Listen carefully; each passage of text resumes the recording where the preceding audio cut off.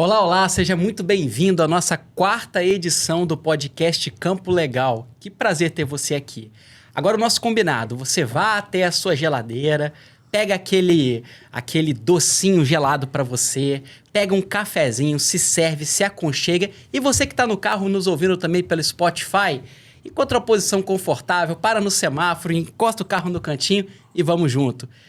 Vamos juntos aqui agora para essa nossa quarta edição. Uma quarta edição muito especial, pessoal. Nós estamos recebendo aqui hoje para um bate-papo muito proveitoso a equipe do escritório Ribeiro Andrade Souza Júnior. Estão aqui conosco os sócios fundadores Walter da Costa Souza Júnior e o André Andrade Marim. Pessoal, sejam muito bem-vindos. Que bom receber vocês, que além de nossos patrocinadores do programa, são também meus grandes amigos e companheiros nessa jornada da advocacia do agronegócio. André, se apresenta aí pro pessoal, dá um alô inicial e fala quem é o André. Bom, vamos lá. Bom, primeiro, obrigado, Júlio, pelo convite aqui de participar do podcast, né? É uma extensão aí criativa, né? De levar uma mensagem bacana pro produtor. Então, eu sou o André Andrade Marim, sócio aqui do Walter e também do Júlio, né, no escritório. E eu, assim como o Walter aqui do lado, vim do meio rural, né?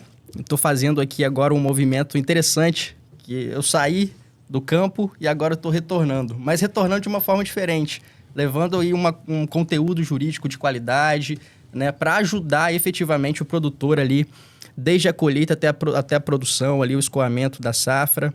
Né? Então a gente tem essa missão. Muito bom. E a gente vai bater um papo legal aqui hoje, aí eu falo um pouquinho mais sobre mim, sobre a história. Muito legal. Walter, se apresenta também pro pessoal. Em breves palavras aqui, sou amigo dos dois. É um grande prazer estar conhecendo essa maneira, né, de conversar com vocês. Vai ser de grande proveito. A gente estava flertando com isso já tinha um tempo, né, para que vocês conheçam os outros integrantes. O Júlio aproveitou essa semana agora, maravilhosa. E a gente vai poder falar um pouquinho com vocês, né? Eu sou o Walter. Sou de São Mateus e em São Mateus não é bem rural não, mas eu vivi no campo ali, sempre estava com o meu irmão acompanhando ele, né, como vocês já viram no perfil.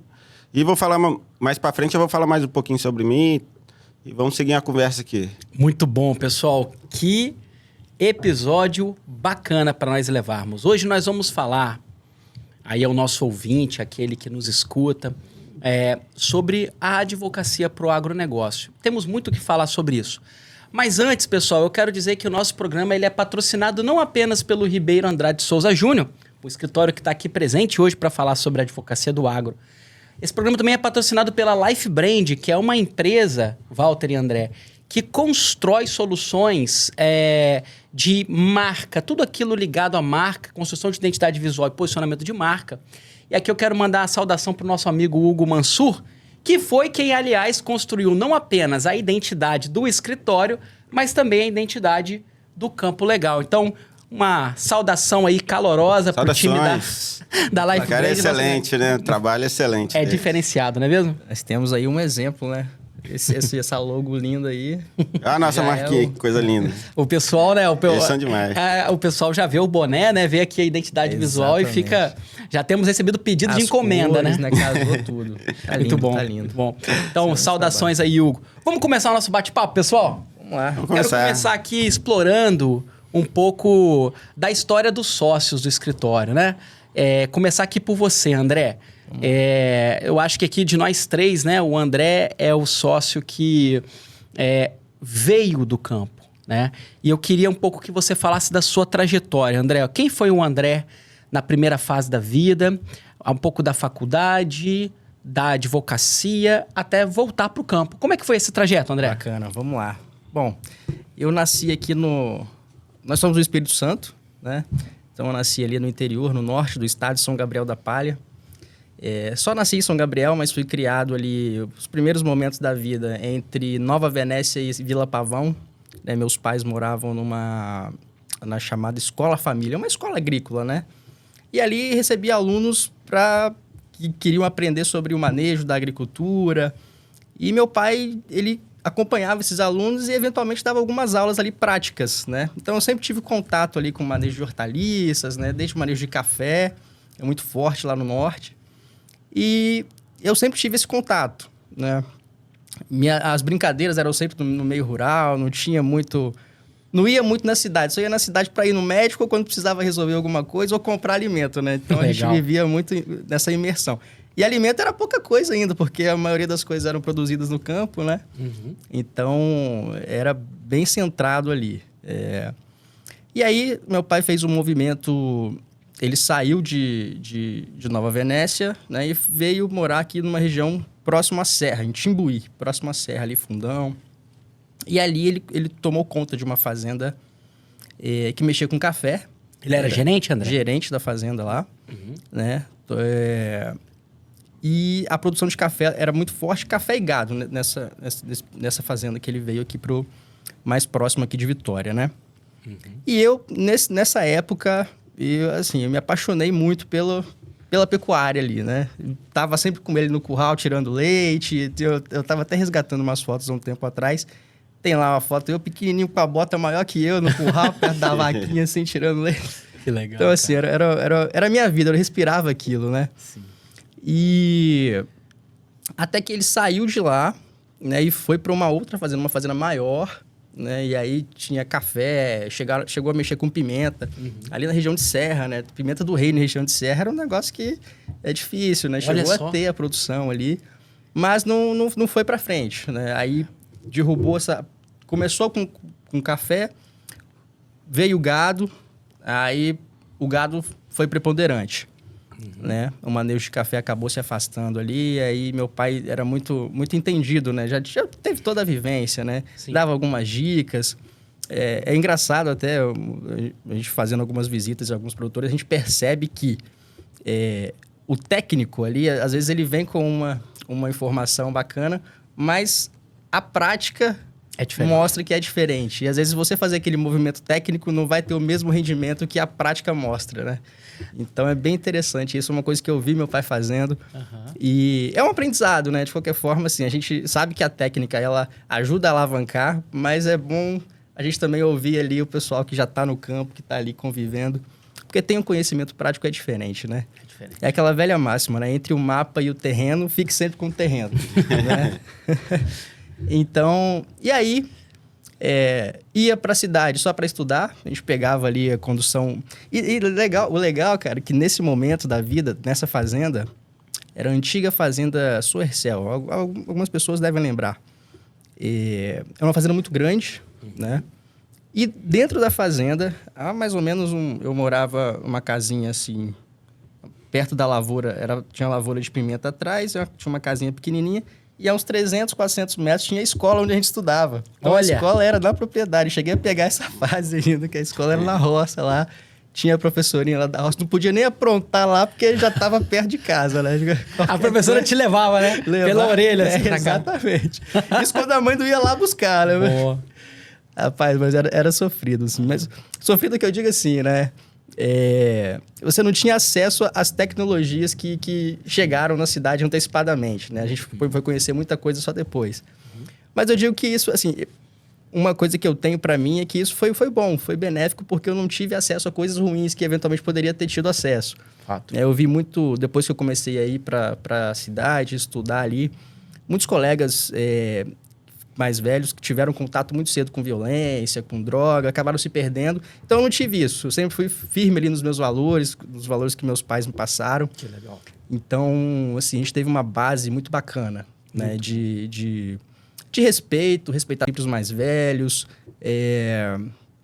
não fazer coisa errada mesmo, assim, né? Do simples, né? Coisas simples que hoje a gente... É muito raro você ver, né? Você dá preferência para alguém. Aqui no trânsito de Vitória mesmo é complicado, né? Você andar... hoje mesmo eu dei preferência para uma pessoa no trânsito e você vê que geralmente tem um certo espanto, assim.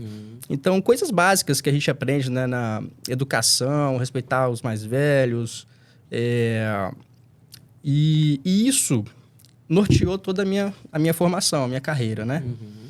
Eu acredito que se eu não tivesse essa base, talvez muitas coisas que eu construí, né? no decorrer aí da vida até hoje, nos relacionamentos que eu fiz, talvez eu não teria alcançado, não estaria aqui hoje, né? É verdade. Fazendo esse movimento. Então aí eu vou para a faculdade, é isso, assim, esse já é pulando Só pouco uma coisa, à frente. antes de você ir para a faculdade, não perde a sua linha de raciocínio, vamos tá? lá. Antes de você ir para a faculdade. Quero fazer 2 registros aqui. O primeiro registro, eu espero muito, eu tenho certeza que seus pais vão assistir esse podcast. Eu ia fazer isso. Como é que é o nome da sua mãe e do seu pai mesmo? Sebastião e Rosilene. Então, o Rose, a Rose e o Tião. Isso aí. Rose e Tião, vocês estão de parabéns pelo filho que vocês criaram. Quem convive com o André sabe do homem íntegro, do caráter, do ser humano. E assim, ele é um cara que ele se tornou uma pessoa diferente. Por conta dos valores que ele adquiriu pela presença de vocês na vida dele, sabe? Então, o Tião é um homem que transmitiu, assim, muita firmeza, muita caráter, hombridade, né? A Rose, que transmitiu aí diversos outros valores de acolhimento. O André é um cara que a última pessoa que ele pensa, né, Walter, é nele, né? É um cara servo, é um cara que tá sempre preocupado com as pessoas ao redor. E isso vem para o André profissional, sempre querendo, né, dar 100%, até mais de 100% de si para auxiliar as pessoas. Então, só fazer um pequeno registro. Desse jeito eu vou me emocionar. Então, e o segundo registro, antes de você ir para a faculdade, ainda na sua experiência, eu me lembro também que você contou pra gente algumas experiências que eu queria que você falasse antes da faculdade, que é o André que praticava ali, montava a cavalo e fazia ali as provas, né, de 3 tambores. E o André que começou a pilotar ali os maquinários agrícolas ainda. Vamos lá. Não. E o sonho de ser peão. Sonho de ser peão. Eu tinha o sonho de ser peão. Volta aí. Volta aí. Ali, logo quando... Nesse momento, né, que a gente teve mais contato ali com a pecuária de leite nesse primeiro momento, vivia ali com a botinha no pé, chapéu maior que eu na cabeça, esse aqui tá pequeno ainda. Era esse, né? Chapéu maior que eu. E eu sempre dizia que eu ia ser peão de rodeio. Massa. É até engraçado hoje que quando eu chego na família, né, o pessoal me vê aí falando sobre direito e tal. Fala, rapaz, cadê aquele menino que queria ser peão de rodeio? É engraçado. Hoje a gente doma uns bois mais difíceis, né, André? Exatamente.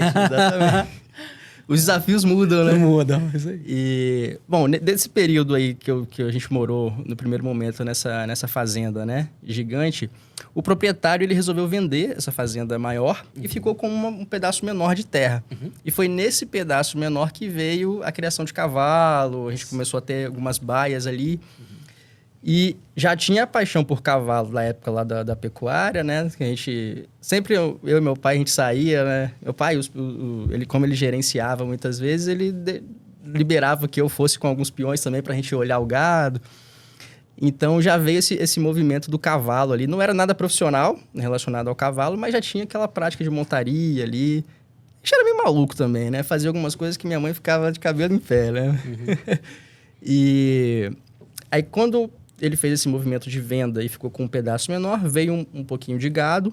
Tem até uma questão interessante que nesse gado que ficou, tinha um boi de sela, a gente não sabia que era um boi manso. Um boi manso, boi de sela que a gente fala, é que você pode montar, que ele deixa se aproximar. A gente descobriu por acaso. Eu, corajoso, boi deitado, me aproximei e montei no boi. Ele não fez nada, eu falei, posso brincar com ele aqui. Aí meus irmãos também gostavam, né, dessa brincadeira. Aí eles começaram a tirar foto, e quando minha mãe via as fotos, falava, meu Deus do céu, não posso deixar esses meninos sozinhos. Era muito engraçado, cara, muito bacana. E aí começou o movimento do cavalo. A gente começou a mexer com manga larga inicialmente, cavalo de marcha.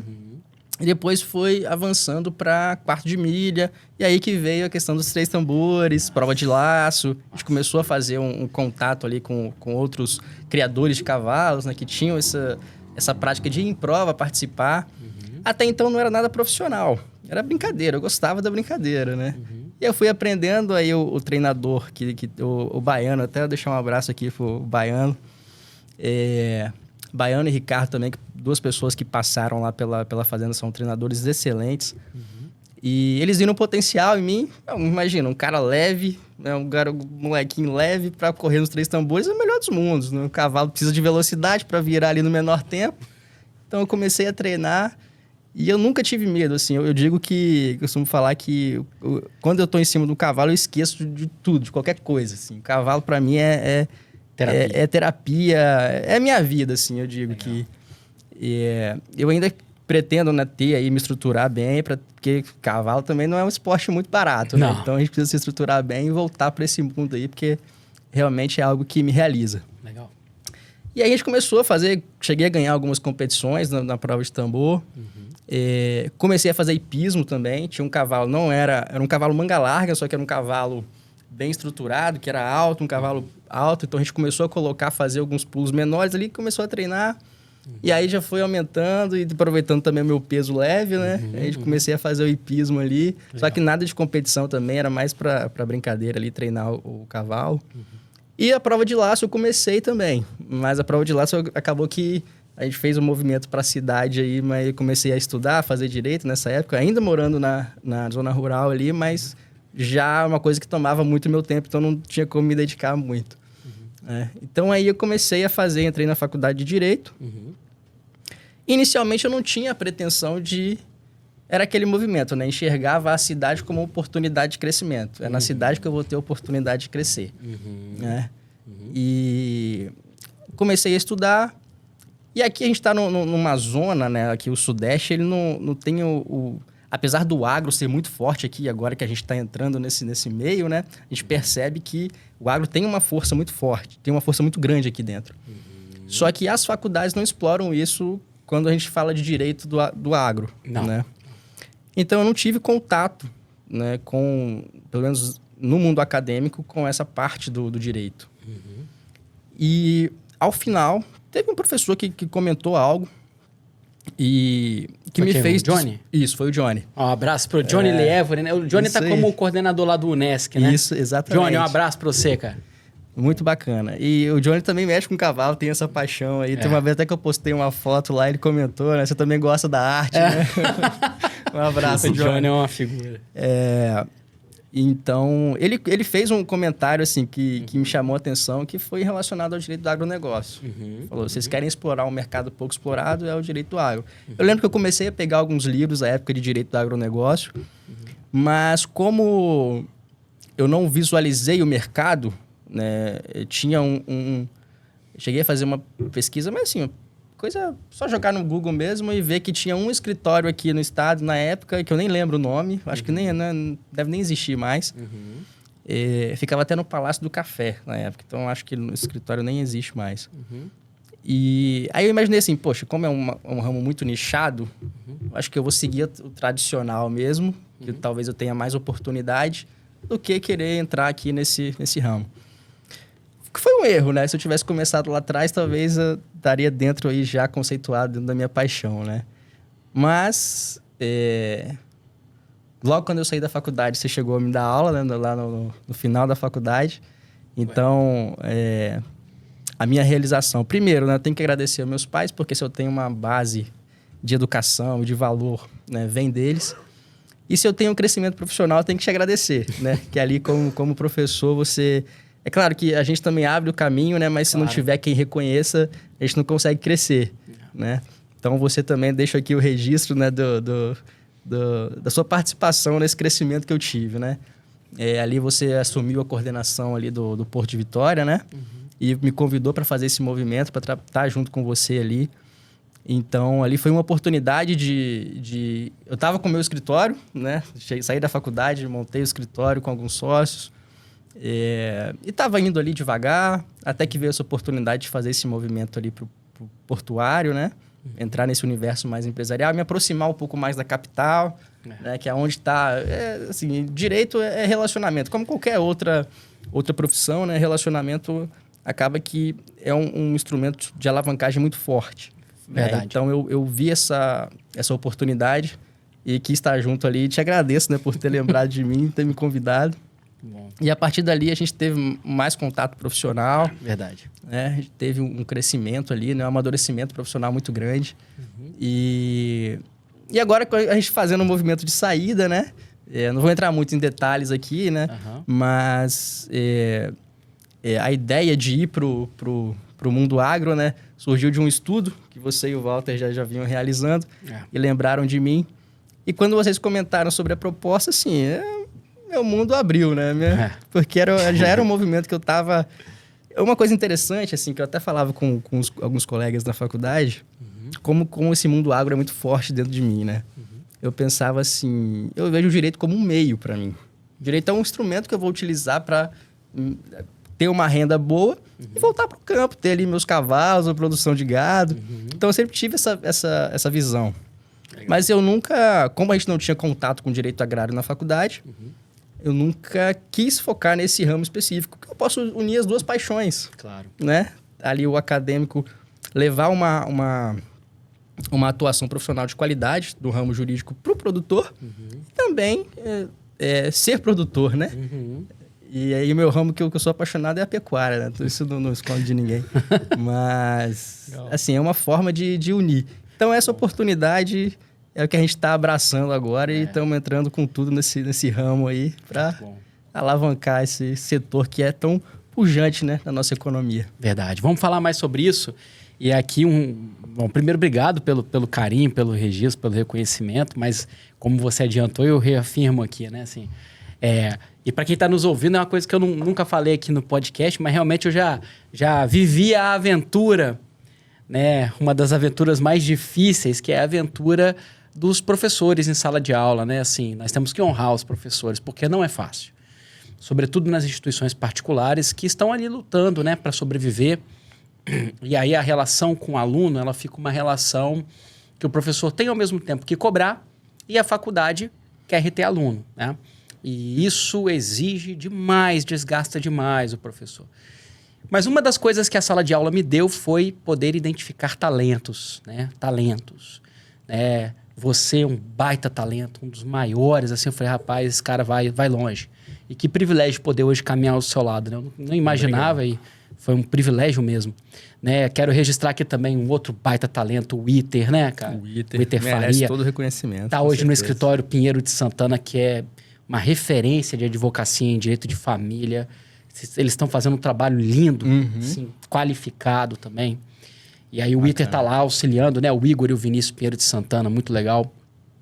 Tem o Ricardo Trentin, que esteve conosco no Porto. Verdade, e hoje se tornou head da área de portuário do escritório Shein Jorge Abelha Rodrigues. Né? Baita escritório. Do Flávio e do Marcelo. E assim, estão fazendo um trabalho em portuário magnífico. Já tinham um trabalho na área de direito de infraestrutura. Né? Entraram no portuário, entraram com tudo, estão ganhando assim, e auxiliando muitos dos players, né, que atuam em portuário. O Iter e Ricardo, daqui a pouco a gente tem que pagar um churrasco aqui pro Júlio, hein? Bom, agora, e aí aqui num segundo momento, eu quero agora falar um pouquinho com o Walter, né? E aqui, pessoal, deixar um registro, né? Um dos sonhos da minha vida era trabalhar, assim, com as pessoas que a gente gosta, que a gente ama. Né? E Walter é meu amigo de infância, né? Walter, eu conheço ele lá de Cachoeiro, eu sou cachoeirense, né? Da terrinha do rei. Terra do rei. E lá em Cachoeiro, o Walter veio de São Mateus lá para Cachoeiro, família do Walter com a Ivani. Chegaram lá fazendo um barulho, uma arruaça. Chegaram chegando lá em Cachoeiro. E dali surgiu uma amizade que vai para a vida toda, né? Então, Walter, nós seguimos juntos, decidimos juntos, né? Cursar Direito. E cada um seguiu o seu rumo, né? E nós voltamos, depois de algum tempo, para esse projeto de ter nossa advocacia. E, graças a Deus. Que veio esse ano. Fala um pouquinho, Walter, da sua história, da sua trajetória e como nós chegamos até aqui. Bom, a minha história, ela tem duas frentes, né? Ela tem a frente da família do meu pai e da família da minha mãe, né? A família do meu pai, que é com o Sebastião, que é o meu avô, né? Sebastião também. Sebastião e Ananias Gonçalves de Souza. Ananias Garcia de Souza, né? E Valéria e Nessi, que são meus avós parte mãe, né? Que também sempre plantaram alguma coisa, plantavam café, plantavam pimenta na época, né? Só que eles faleceram, né? Da parte da minha mãe, faleceram antes que eu conhecesse, né? Eles, né? Antes do casamento da minha mãe. E meu avô, ele tinha pequena plantaçãozinha dele lá. Isso é importante, por quê? Porque quando eu cresço junto com o meu avô na parte do meu pai, que eles são empresários agora, né? Eles tiveram que sair do campo para poder tentar alguma coisa na cidade. Meu avô, na época, ele estocava café, né? Ele não tinha a plantação dele, mas ele estocava café, ele pegava aqueles sacos e jogava. Foi até o que encantou minha avó. Ele Não, chegou calma aí. Como é que é essa história? Encantou? Ela viu lá o homem bruto jogando Pois lá. ele trabalhava para a família dela.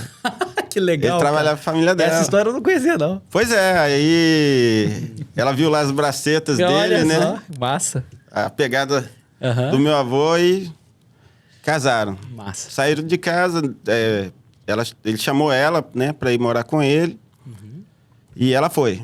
Ele construiu a casa dele com as mãos e foi para São Mateus depois que ele viu que não dava para criar os filhos com o dinheiro que ele ganhava do café.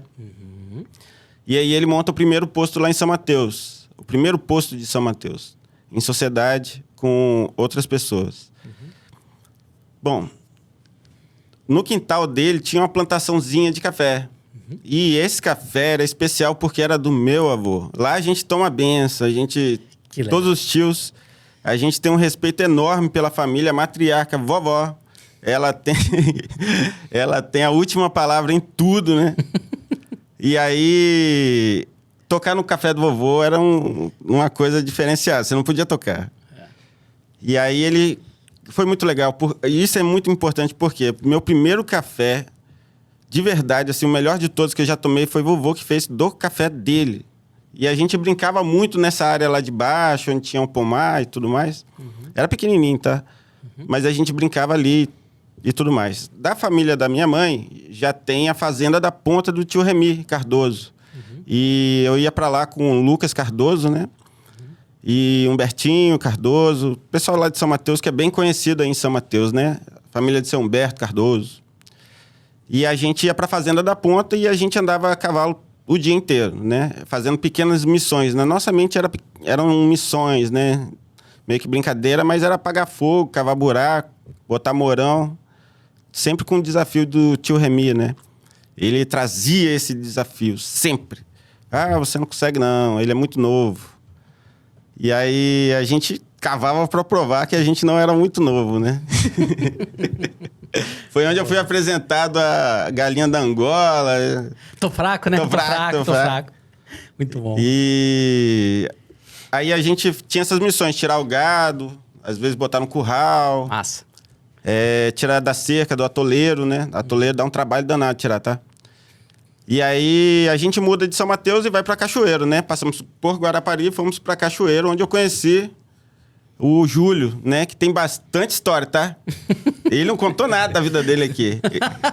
Vamos descamar esse trem aí. A gente vai combinar um dia de eu ficar como entrevistado. Ah, não! Aí vocês me sabatinam. Tem que sabatinar ele, porque ele tem uma história grande, bem legal. E aí eu fui para Cachoeiro, eu acho que os primeiros que eu conheci foram o Júlio e o Gugu, né? Gugu, Luiz meu irmão, Gustavo. Luiz Gustavo. Né? Que ele desceu, aquele pirralhinho, desceu. Todo mundo era pirralho, né? Como é que gente boa demais. Muita gente boa. Quantos anos nessa época? Hã? Quantos anos, mais ou menos, nessa época aí? Aí tinha 13 anos. É 12, 13 anos. 12, 13 anos aí. Tinha o Colégio dos Padres lá, o Anchieta, o Anchieta. A gente é do Anchieta. Na época do Anchieta lá de Cachoeira. Que o Rony, ele, às vezes... Teve uma vez, meu irmão, ó, ele é importante demais na minha história, porque tudo isso acontecia porque o Rony existia. Rony queria ir para a Fazenda da Ponta e eu acompanhava, né? Rony mudou para Cachoeira, ele queria mexer com roça lá também. E aí, minha mãe tinha que dar um jeito. Comprou uma égua para ele lá, que ele botava num terreno baldio do lado lá, mas ele tinha que ter um animal por perto. E aí, a gente sempre próximo... E o Gugu, ele acompanhando a gente. Ele gostava disso também, o Luiz Gustavo. Verdade. O Rony levava o Gugu pra pegar touro mecânico. O Gugu ficava louco com isso. Era Silverado. No latão. E o Rony fazia questão... Como ele é o mais velho, ele fazia questão de... Assim, ele é cowboy, né? Ele é peão de rodeio profissional. Foi, né? Aposentou agora. Foi campeão lá em... Hã? Viveu meu sonho. Viveu seu sonho. Foi. Mas eu era um peão de rodeio informal. Informal, porque o Rony falava assim, você tem que ser duro também, porque você é meu irmão. E aí ele botava a gente pra montar nos garrotes lá, e tinha nota e tudo mais, e tinha as brigas dele, nosso treinador, né? E o Silverato, que era o latão. Que machuca, cara, machuca. Mas eu aprendi. Machuca, cara. E o Rony, Walter, eu tinha assim... E um abraço aqui pro Rony, tá, Rony? Rony Nobre. Rony Nobre. Rony Nobre, ele desde a infância nossa... O Rony é um pouco mais velho do que o Walter. E o Rony, ele já chegou lá em Cachoeiro com essa referência do campo. Ele já deixava claro que o objetivo da vida dele era trabalhar no campo. Ele queria ser peão de rodeio e ele já tinha isso. Ele já era o peão que estava na cidade. Cara, cidade assim, Cachoeiro é a maior cidade do sul do estado do Espírito Santo, né? Então, assim, eu posso dizer que já naquela época, nós estamos falando da década de 90, finalzinho da década de 90. É isso aí. E o Rony já chegou ali, que era uma cidade grande, e ele já chegava com esse porte. Não, eu sou cowboy, e ele trazia essa coisa do campo, ele levou muito isso lá pra Cachoeiro. Meu irmão ficou encantado na época. Não, sensacional. Ele andava traiado, tem que falar direito, né? Traiado. E... O Rony tinha essas calças americanas, foi quando ele apresentou pra gente como laçar as pessoas pelo pé, que era muito, assim, toda hora ele laçava o pé de alguém. E fez amizade com o Auro Júnior, lá de Cachoeiro, né? Que provavelmente vai assistir esse vídeo, porque eu tô até comentando o nome dele aqui, que foi muito importante. Foi buscar a gente na escola a cavalo, a gente pediu uma carona, achei que ia de carro, foi a cavalo. Multa aí. Beleza, né? Vambora. Raiz mesmo. Ir pra casa a pé é pior. Aí foi legal. E Rony levava o pessoal da escola, depois da escola, Pelezinho, João Marinato Júnior, pra gente poder brincar de rodeio em Cachoeiro mesmo. Bom, daí pra frente, eu acompanho a história do Rony no rodeio, né? Sempre conhecendo os cowboys, os salva-vidas dos rodeios, né? A dificuldade que eles tiveram, eles têm muita dificuldade e às vezes eles vão pro rodeio para conseguir uma premiação ali que na época era bem baixinha, a fim de compor a renda deles, né? Da família, porque na roça, no campo, estava muito difícil. E, bom, mudamos para Vitória, né? De volta. E aqui o Júlio veio morar também aqui em Vitória e a gente decidiu fazer a faculdade juntos, né? E a gente é contemporâneo de faculdade. A gente foi para a FDV e tudo mais. Conhecemos o Felipe Segal, que tem uma história ótima, né? Com café e tudo mais. A gente esteve lá conhecendo. Ele está em Alto Jequitibá, Alto Jequitibá. Região de Minas. Advogado de direito previdenciário. Vai ser nosso convidado em breve, vai estar aqui com a gente. Essa é uma visita ótima. E na faculdade, a primeira vez que eu fui apresentado alguma coisa do rural foi com o Alexandre Dalla Bernardina, falando dos bens, né, das benfeitorias feitas em direito civil e tudo mais. Mas não é bem específico, né? Não. E direito ambiental também com Pierre Novaes é uma disciplina eletiva. Aí você escolhe ou não fazer, né? E ele fala do direito ambiental das cidades e pouco toca da questão do campo, né? E então a faculdade ela deixa um pouco defasada essa área. É uma área que não é explorada, eu acredito, suficientemente. Esse é um ponto interessante, Walter. E aí não perde o raciocínio não, tá? Mas esse é um ponto interessante que compõe um pouco até a história do escritório e como nós chegamos até aqui, né? Porque nós observamos que a advocacia, ela não olhou para o campo. A advocacia, ela é tipicamente da polis, das cidades, né? Então, as faculdades de direito, elas acompanham essa tendência de ministrar e formar o acadêmico de direito para cidades, na indústria urbana, para o comércio urbano, e não olhando para o campo. E aí, nós temos uma geração de profissionais do ramo do direito que deixam, de fato, de perceber as dores do campo. E qual é a consequência que nós observamos em relação a isso? Nós temos uma tradição do campo de não perceber o advogado, o profissional do direito, como alguém que faz parte de seu processo de produção. Tal como tomar conselho com o contador, tal como tomar conselho com uma análise de solo. Só uma pausa aqui, nós vamos receber aqui algo importantíssimo nesse momento, que é o quê? é o nosso café, né? Momento cafezinho. Momento do café. Importante. Muito obrigado. Agradecer aqui meu amigo Léo. Pedro. Pronto, Pedro. Ó, registro aqui, ó, agradecimento ao nosso amigo, que é produtor, hein? Pedro é o cara. Muito bom, Pedro. Obrigado, cara.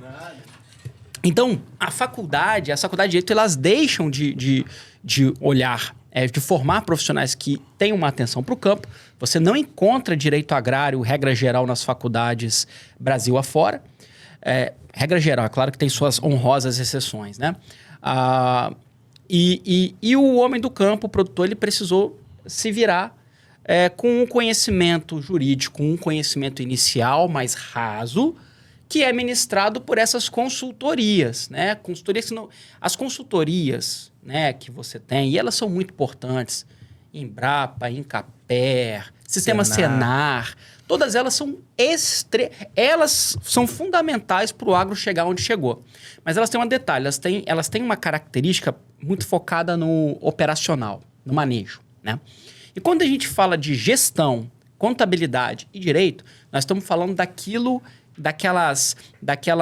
de todas aquelas atividades que, na verdade, dão suporte ao manejo.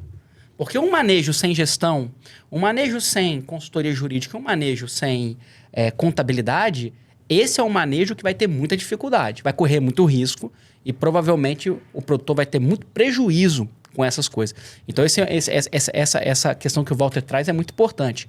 Mas aí, Walter, a gente passa pela faculdade e eu me recordo bem isso, a Ivani, sua mãe, ela estava aqui em Vitória, nós nos reencontramos aqui em Vitória, e ela vai para os Estados Unidos. Pouco tempo depois, você vai para os Estados Unidos também. E seu irmão estava lá, o Rony. E como é que foi essa trajetória do nosso cowboy, o cara que queria ali ser peão de rodeio? Como é que foi essa trajetória sua e do Rony já lá nos Estados Unidos? Então, a trajetória do Rony sempre, assim, acompanha, a minha história acompanha a do Rony em vários aspectos, né?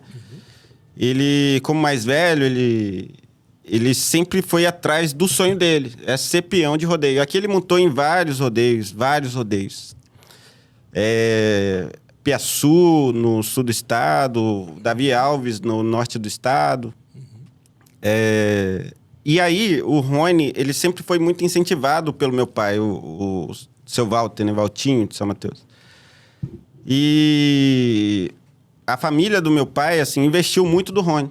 Sempre investiu no sonho, porque Rony dizia, eu vou ser campeão de rodeio, A minha madrasta, Nelma, também, ela acompanhava o máximo que podia e aceitava as loucuras do Rony. Por exemplo, no quintal lá de casa, ele botou, assim, na grama lá, ele queria cavalo, meu pai não tinha terra para botar, ele botou lá para pastar dentro do quintal de casa. E era assim, ele falou, legal. Pai, tá precisando de cortar a grama? Cavalo. E aí ele deixava lá. E ele vivia a história dele, sempre saía para os rodeios e deixava minha mãe de cabelo em pé e tudo mais. E lá ele consegue, nos Estados Unidos, ele vai para os Estados Unidos, né? E lá ele consegue ter a propriedadezinha dele. É onde ele começa a ter as coisas dele, né? Ele consegue se realizar nesse sentido. Que legal. Ele tinha um sítio dele. E lá ele começa a ensinar cavalos, né?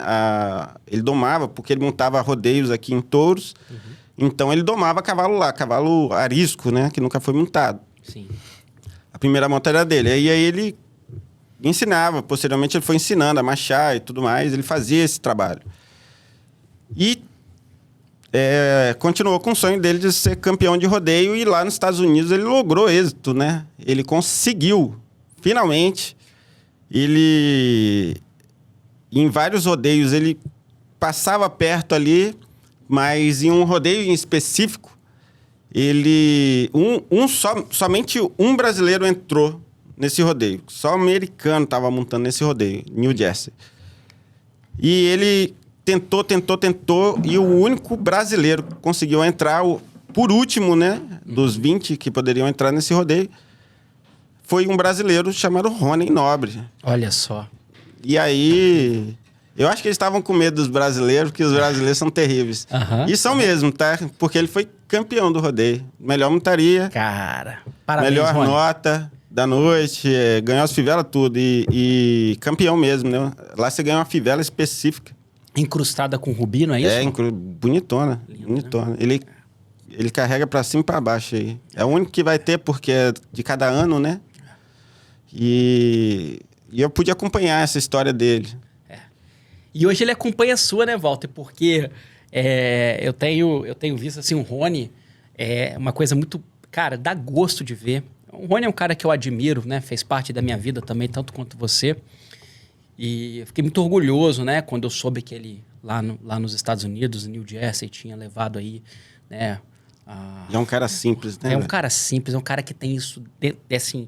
Ele vive realmente essa realidade, né? E o legal do que eu vejo que hoje, né? Você seguiu muito o Rony. E hoje eu vejo o orgulho que o Rony tem em ver você seguindo que a sua carreira de advocacia é mais uma advocacia que toca, que se casa com a realidade dele. Então, esses dias eu tava ali, eu vejo que ele tá muito... Tudo que a gente vai publicando de conteúdo ali... Cara, ele tá antenado, cara. Esses dias ele postou, eu vi... ele postou assim, num sábado, ele tirou uma foto da TV, ele assistindo lá um dos episódios aqui do podcast, né? Então é um negócio assim, a gente vê que ele realmente Ele acompanha, cara, assim, é um negócio que dá gosto, né, cara? Ver quando... nos casos do seu irmão, eu imagino como é que é pra ele, né? Ver o irmão dele, que em tese é o irmão que foi pra cidade, e agora ver o irmão dele que tinha ido pra cidade voltar pro campo, né? E voltar pro campo pra auxiliar o produtor. Exato. Para auxiliar a impulsionar o campo, né? Quando a gente estava pesquisando, lembra, Júlio? Lembro. A gente estava pesquisando onde trabalhar, assim, qual o nicho a gente ia alcançar ali. Uhum. E a gente identificou que essa parte agrária, ela não tinha atenção devida. Verdade. E como a gente tem uma história, e o Júlio tem uma história que ele montava cavalo também, não foi à toa que ele ficou em cima daquele cavalo lá, ele sabe cavalgar.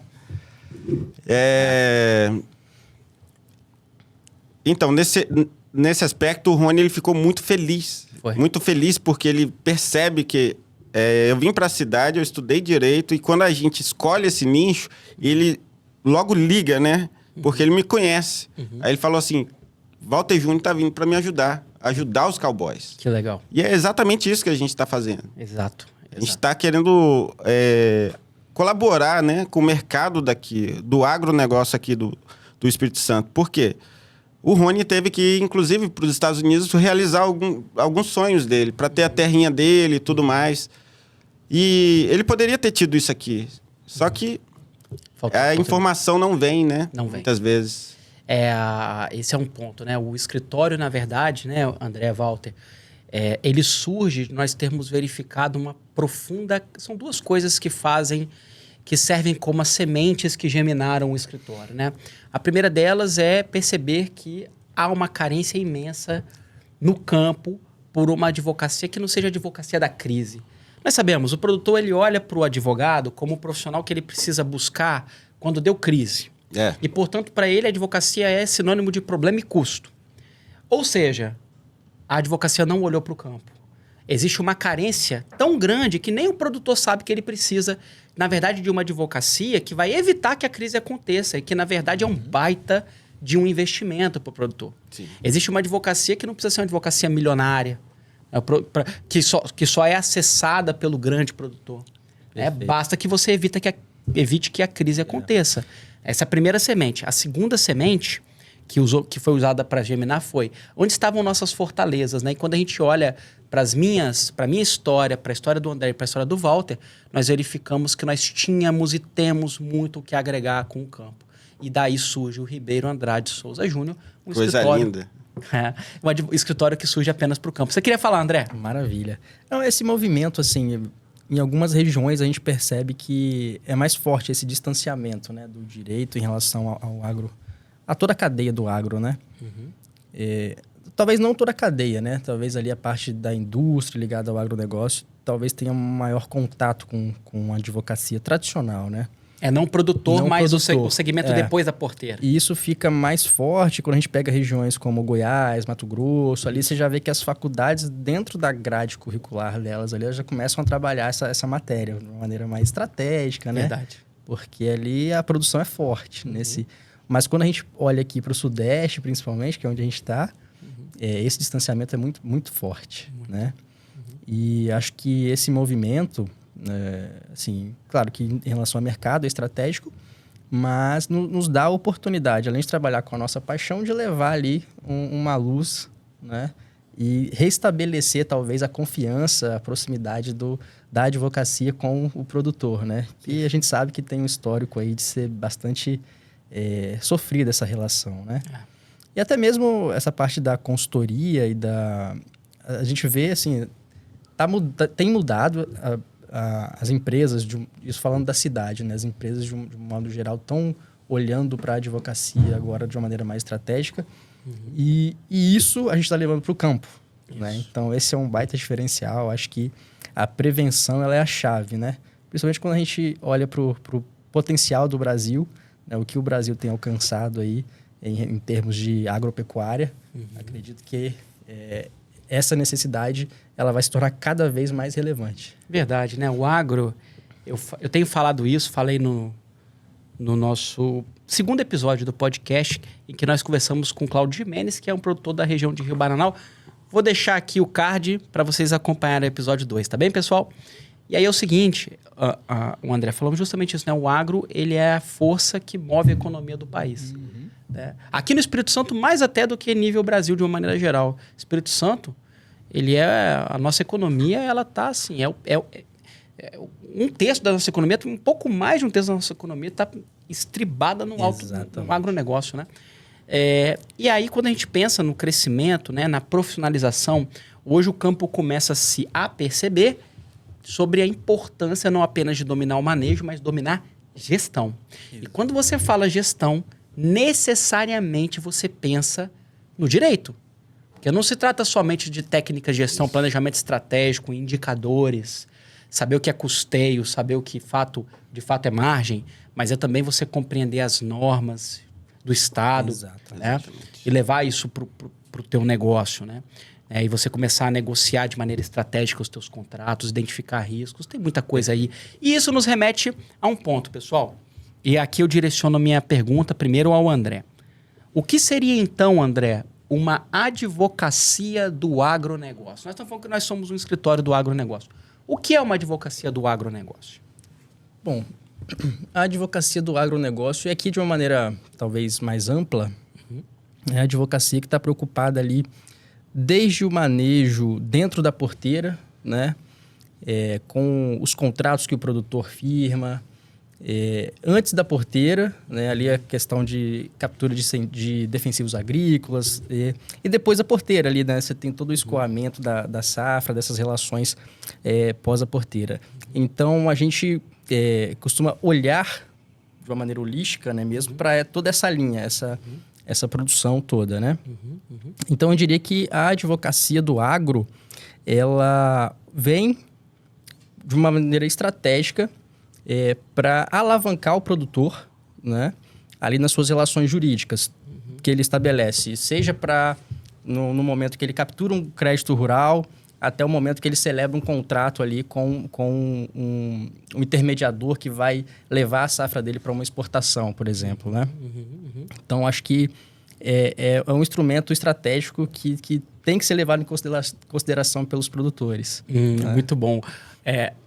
Nós poderíamos dizer, né, André, assim, é a advocacia que está ali dedicada a toda a cadeia produtiva do agronegócio. A jusante dentro da porteira e a montante da porteira. Perfeito. Até chegar ao consumidor final. Só que, Walter, nós temos toda a cadeia produtiva do agronegócio, mas o escritório ele tem uma proposta mais específica, não é mesmo? Bom, a proposta, assim, tem um povo melhor do que esse povo do agro, que você é recebido. Não tem, não. Não tem. Eles sustentam o nosso país o tempo inteiro, cara. Os caras estão trabalhando, estão sofrendo lá. E, bem especificamente, assim, vamos colocar, o escritório, ele, assim como o direito agrário, ele vem para dar um arcabouço, né, uma defesa teórica e tudo mais ao produtor rural. A gente vai proteger o produtor rural e ajudar ele a fazer os melhores acordos possíveis. Porque muitas vezes você consegue ter sua terra, mas manter ela, você precisa. Você precisa de um braço direito. E o braço direito é o jurídico. Ele vai manter. Porque se você vai consultar, igual a gente já viu, né? Gerente de banco e tal, não dizendo que ele não vai fazer um negócio errado, mas ele vai olhar pelo lado dele. Sim. E a gente trabalha para quem? Para produtor rural. Para quê? Para manter a terra dele. É isso. A gente vai trabalhar com ele. E é isso que a gente faz. Esse é o nosso trabalho. É para isso que a gente existe. Isso. E esse é o Rajúnior, né?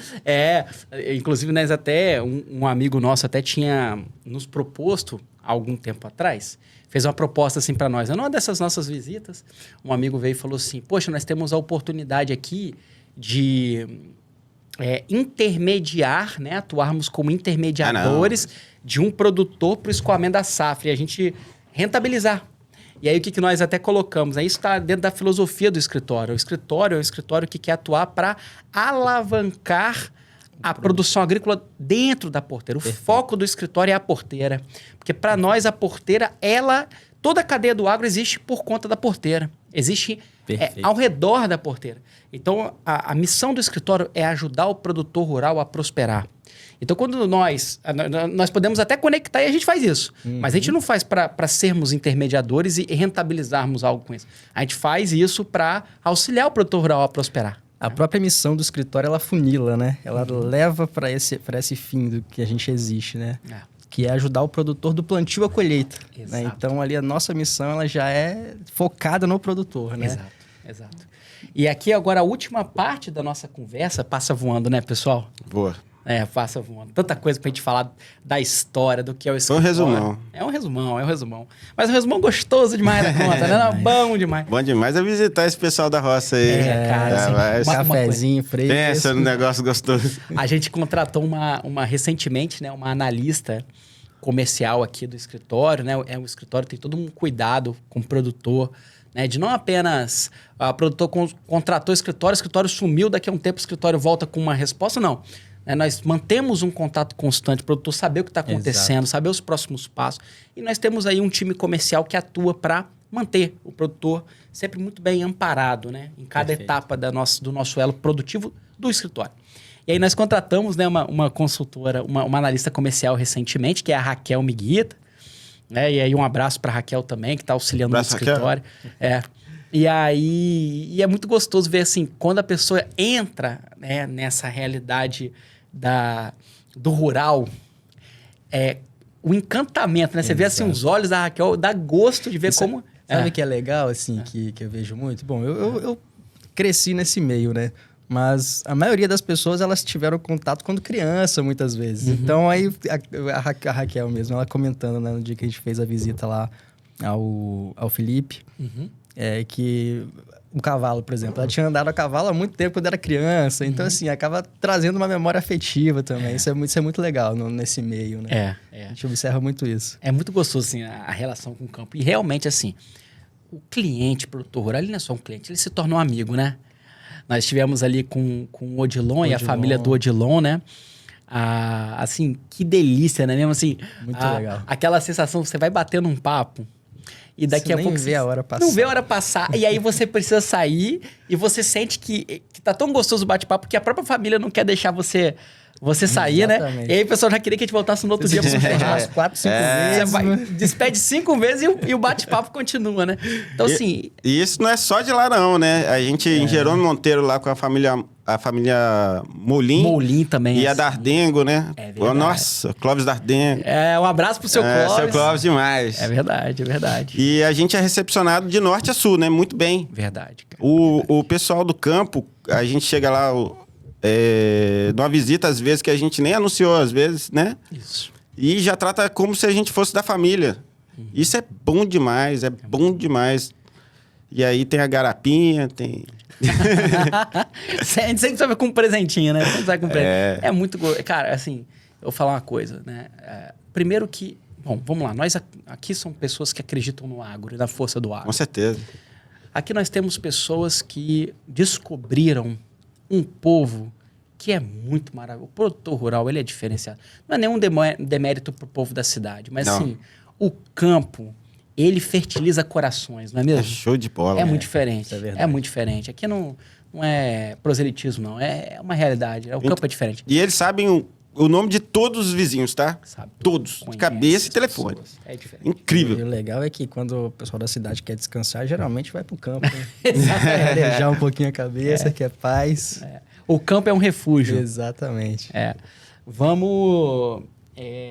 Bom, vamos gastar 10 minutinhos que nos faltam para uma última parte aqui. Nós falamos muito aqui mais superficialmente do direito do agronegócio, né? O que é o escritório. E o escritório ele tem aí, né, algumas soluções, né? Pessoal, aqui nós temos, né, sócios, mas que também são especialistas em áreas específicas para trazer soluções para o produtor. Então, o Walter, ele é hoje o chefe da área de imóveis rurais e meio ambiente. E o André, ele é chefe da área de tributos, captura de incentivos do governo e créditos rurais. E né? negociação de dívida. Isso. E aí, bem rapidamente, André e Walter, começando agora pelo Walter. Walter, fala um pouco do que é sua área e do que o que o escritório entrega em favor do produtor na sua área. Em imóveis rurais, é interessante que vocês compreendam, né, que a regularização do seu imóvel não só vai trazer um aumento no valor dele no final, né? Então, ele vai valorizar, como também ele vai trazer segurança na hora que você vai fazer uma sucessão patrimonial, por exemplo.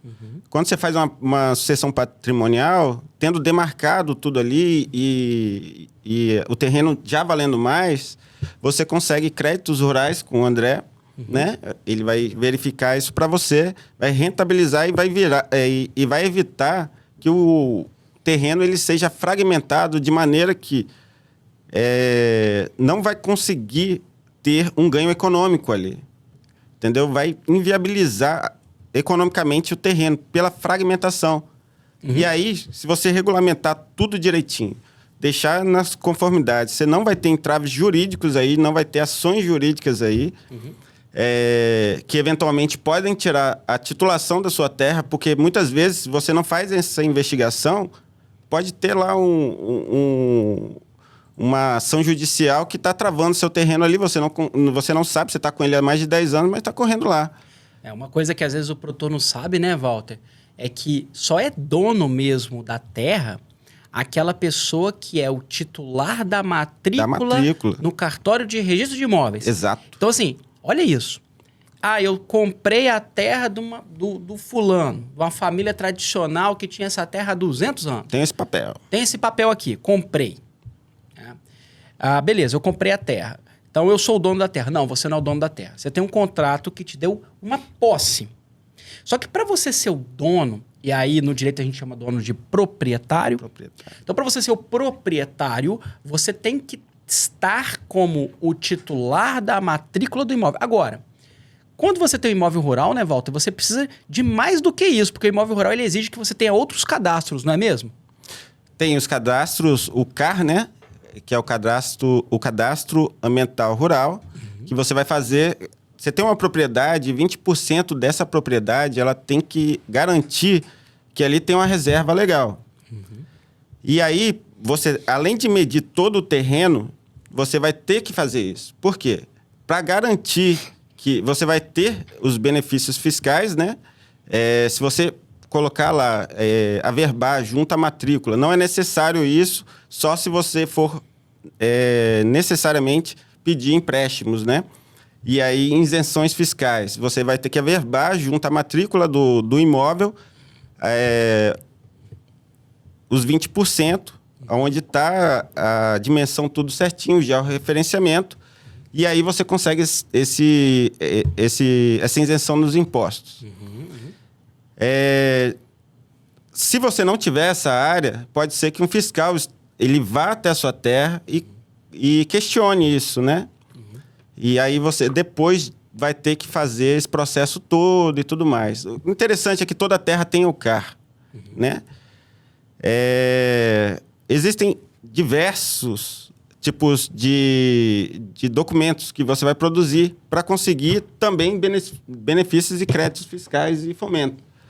Mas, basicamente, esse é muito importante para você, produtor. Muito importante. Isso também vai trazer benefícios quando você for fazer a sucessão patrimonial, como eu afirmei agora há pouco. Tem o INCRA também, né, Walter? Tem o INCRA. Para fazer registro. E aí nós vemos o seguinte, poxa, se eu não tenho, se eu não sou ainda o proprietário, ou seja, eu posso até ter comprado do Walter um imóvel, comprei um fecho de terra ali, o Walter me deu um contrato escrito, só que para o direito eu ainda não sou dono. O que significa isso? O Walter me deixou morar, me deu ali um contrato, só que para o direito o Walter ainda é dono porque ele está como titular da matrícula.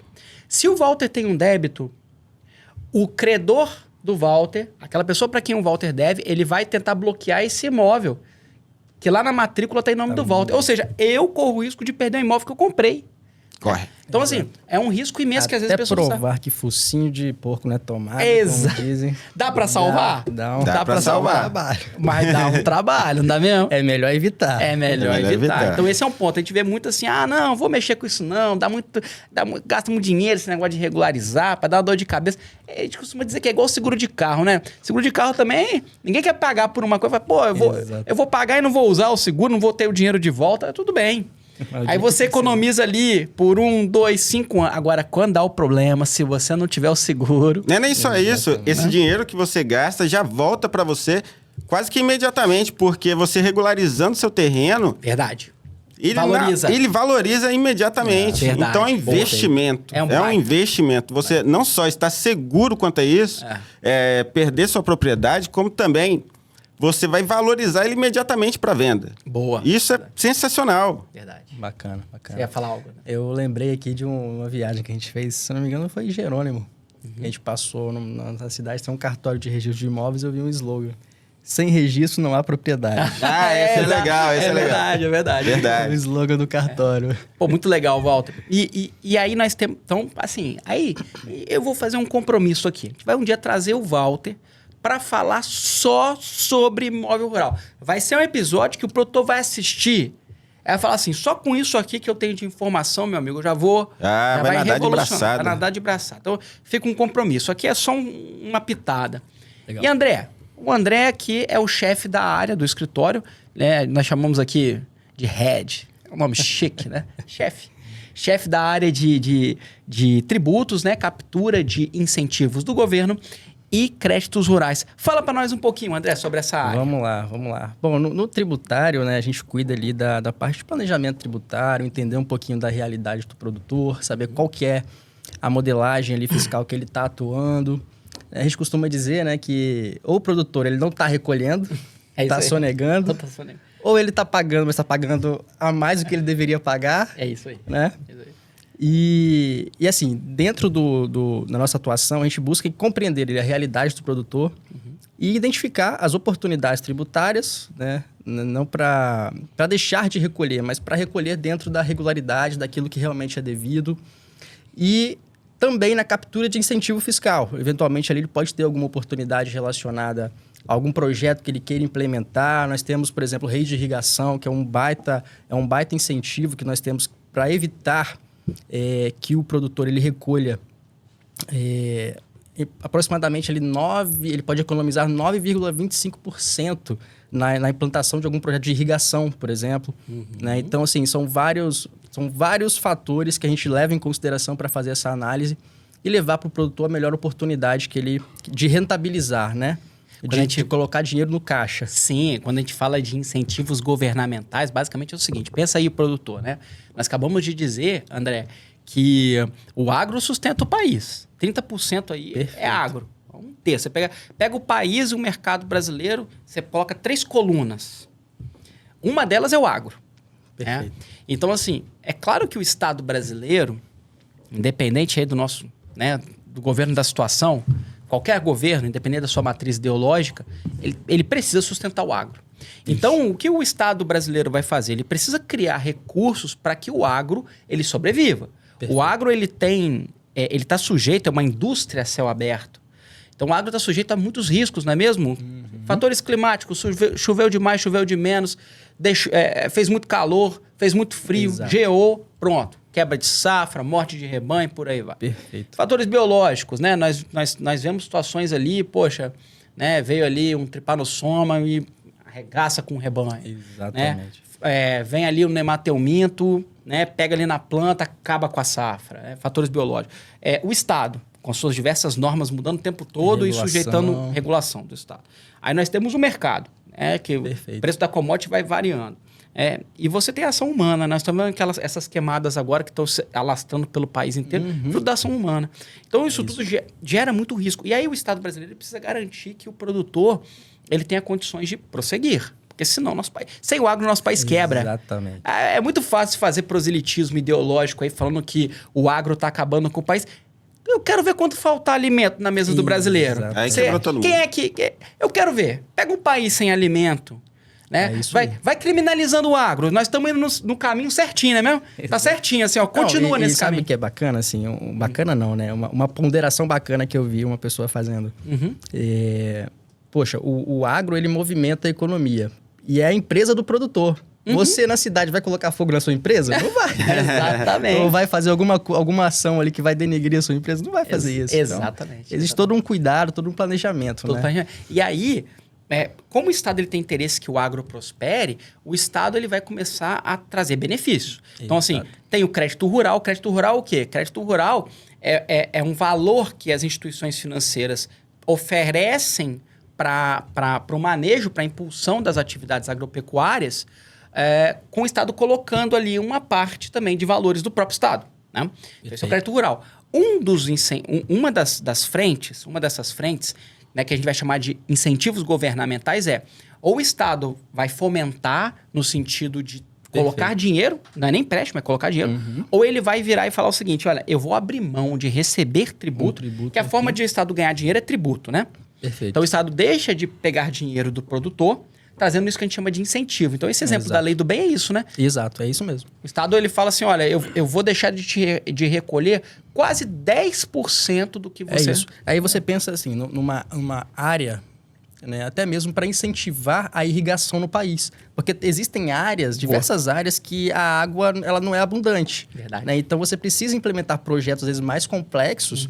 E como que você faz isso? Se você coloca tributar desde a implementação ali até a finalização do projeto, às vezes você vai inviabilizar, dependendo do valor. Né? Então, é exatamente isso, assim. Para você viabilizar a melhoria e a qualidade da produção, você traz, além do crédito rural, né, que é um ponto, você traz essa questão de tirar o tributo incidente e diminuir o custo ali do produtor. Muito bom. Né, muitas vezes. E quando quebrou a safra e morreu o rebanho, André, como é que fica o crédito? Vamos lá. Bom, dentro do crédito rural, eu costumo trabalhar assim, eu gosto de raciocinar em duas frentes. Ok. Né? Que seria ali a frente do investimento, né? Você tem ali um produtor que está visualizando uma oportunidade de investir, de melhorar ali a produção dele.